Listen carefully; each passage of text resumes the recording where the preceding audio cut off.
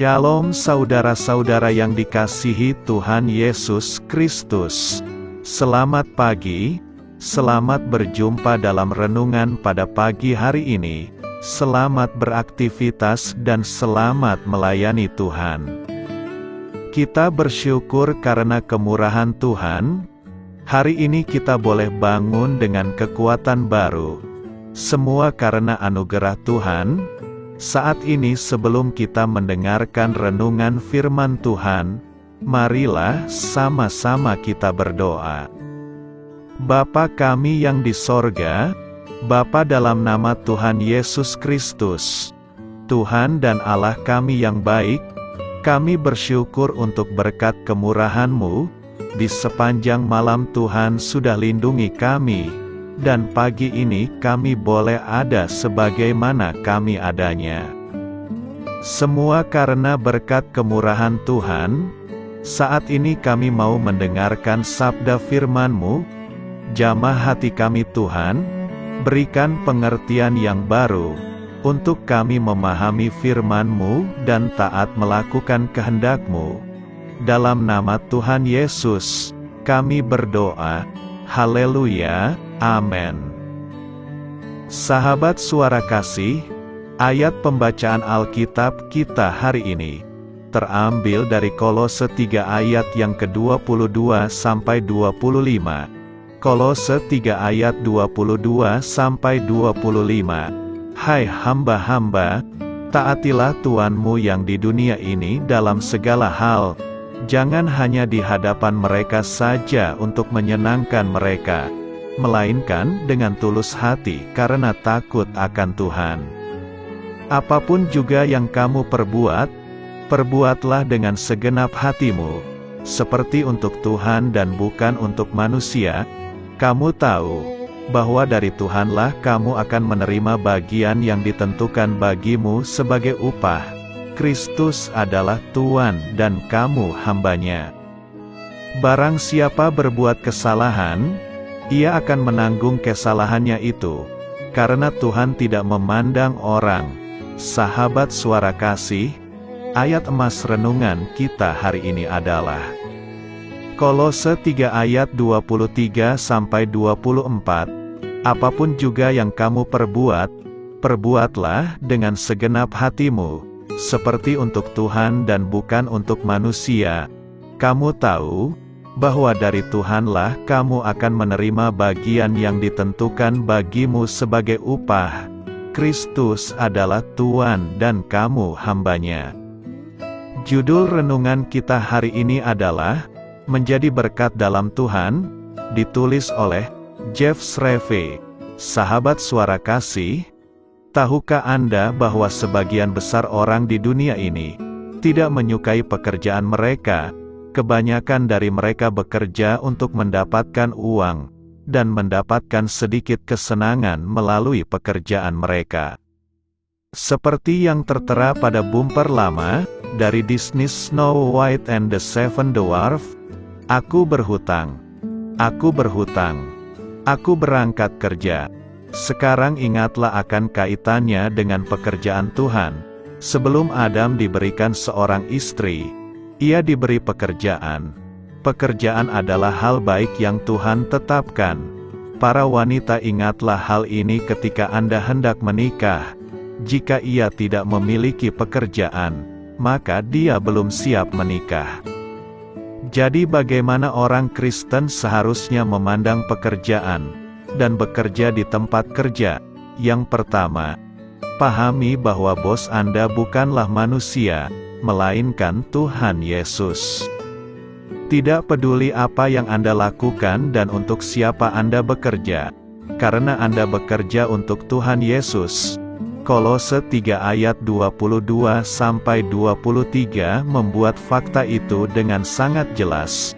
Bos duniawi Anda mungkin tidak masuk akal dan memperlakukan Anda dengan keras, namun Anda bekerja untuk Tuhan Yesus.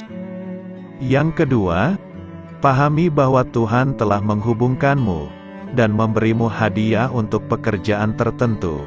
Saya percaya bahwa alasan orang tidak menyukai pekerjaannya adalah Karena posisi yang mereka dapatkan kurang cocok, ingat jangan lakukan pekerjaan hanya karena bayarannya bagus.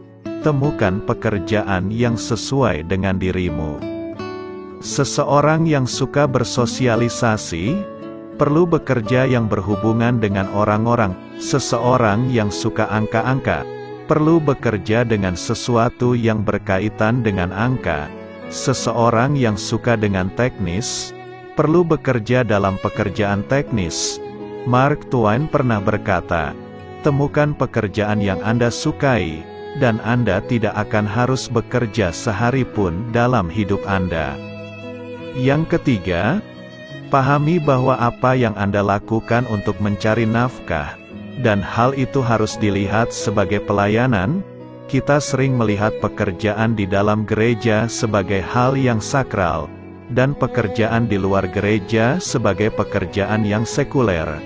Padahal segala sesuatu dalam hidup kita harus diserahkan kepada Tuhan, baik itu pekerjaan di gereja maupun di luar gereja, dengan catatan pekerjaannya tidak ilegal atau tidak bermoral. Martin Luther berkata, seorang pembantu perah dapat memeras sapi untuk kemuliaan Tuhan. Pekerjaan Anda adalah bidang pelayanan dan misi Anda.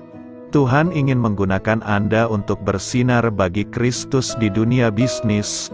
Seorang karyawan yang saleh dapat membuat pengaruh besar bagi Kristus di perusahaan yang dipenuhi oleh orang-orang yang belum diselamatkan. Yang keempat, pahami bahwa sebagai seorang karyawan Kristen, Anda harus memberikan yang terbaik untuk pekerjaan itu. Kita harus melakukan pekerjaan kita dengan sepenuh hati, seperti untuk Tuhan, selalu memberikan yang terbaik saat bekerja. Kita harus jujur, bekerja keras, dapat diandalkan, memberi semangat, dan baik hati. Seorang karyawan seperti itu adalah saksi luar biasa bagi Tuhan Yesus Kristus. Jadi bagaimana denganmu di tempat kerja? Apakah Anda memberikan yang terbaik dan bersinar untuk Tuhan Yesus? Apakah Anda sudah melayani dengan sepenuh hati? Apakah Anda melakukan apa yang Anda kuasai? Sahabat Suara Kasih, mungkin Anda mendengar ini dan merasa Anda berada di posisi yang salah. Carilah Tuhan dan mintalah Dia untuk membuka pintu baru, yang akan lebih cocok untuk keahlian Anda, dan memenuhi kebutuhan keuangan Anda. Marilah kita renungkan, mungkin Anda pernah bersalah, menjadi teladan yang buruk dari seorang Kristen saat sedang bekerja. Akuilah dosa itu, dan berusaha untuk melihat pekerjaan dalam terang firman Tuhan. Amin. Tuhan Yesus memberkati. Sahabat Suara Kasih, demikianlah renungan firman Tuhan pada pagi hari ini. Semoga menjadi berkat bagi hidup kita, dan sebelum kita memulai segala aktivitas kita di pagi hari ini, marilah kita berdoa. Bapa kami yang di sorga, Bapa di dalam nama Tuhan Yesus Kristus, terima kasih Bapa, karena Engkau sudah menjadi Allah bagi kami. Kami juga bersyukur Bapa, untuk pertolongan-Mu, penyertaan-Mu, dan atas berkat-Mu di dalam kehidupan kami. Kami berbahagia dan bersyukur Bapa, untuk kebaikan-Mu di pagi hari ini. Tak berkesudahan kasih setia-Mu, tak habis-habisnya rahmat-Mu, selalu baru setiap pagi, besar kesetiaan-Mu di dalam hidup kami. Terima kasih untuk firman-Mu. Pada pagi hari ini ya Bapa, kami mau belajar dan terus belajar tentang firman-Mu. Firman-Mu yang menguatkan dan meneguhkan iman percaya kami. Firman-Mu yang mengubahkan kehidupan kami. Kami mau berjalan bersama dengan Engkau di sepanjang kehidupan kami Bapa.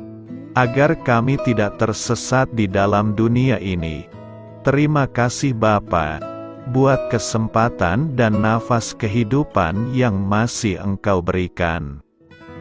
Kami mau memakai kehidupan kami untuk hormat dan kemuliaan nama-Mu.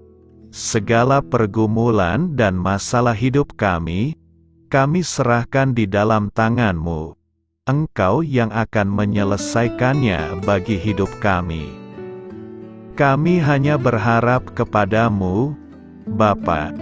Hamba berdoa untuk saudara-saudara kami yang sudah mendengarkan renungan firman-Mu pada pagi hari ini, yang saat ini sedang mengalami sakit penyakit, pergumulan, masalah, kebutuhan ekonomi. Kiranya Engkau yang jamah, sembuhkan dan pulihkan. Berkati juga perekonomian mereka, serta berikan jalan keluar di setiap pergumulan masalah yang mereka sedang hadapi. Dan ajarlah kami Bapa, untuk selalu berharap dan percaya sepenuhnya kepada Tuhan Yesus. Kiranya Engkau yang terus memberkati kehidupan kami, keluarga kami, dan sanak saudara kami. Daerah tempat tinggal kami, bangsa dan negara kami, pemerintah-pemerintah kami, biarlah semuanya dalam perlindungan-Mu Bapa, dan jadilah sesuai dengan kehendak-Mu yang terbaik di dalam kehidupan kami. Dan pada pagi hari ini ya Bapa, kami mau berterima kasih buat perlindungan-Mu di sepanjang malam yang telah kami lewati. Pagi hari ini, kami akan memulai aktivitas kami sebagaimana mestinya. Kami yakin dan percaya, perlindungan-Mu tetap ada di dalam hidup kami, dan juga di sepanjang hari yang akan kami lewati ini. Terima kasih Bapa, inilah yang menjadi doa dan permohonan kami. Dalam nama Tuhan Yesus Kristus, kami berdoa, amin.